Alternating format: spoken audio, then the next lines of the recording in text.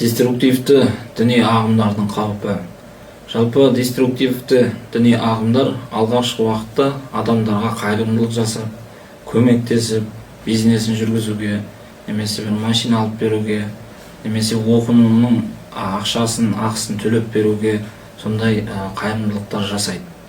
Негізінде бұл олардың бір жақсы адам, жақсы мұсылмандар деп қалыптасудан алдын біз олардың ертеңгі күні қауіпті мүддесіне итермелейтінін түсінуіміз керек.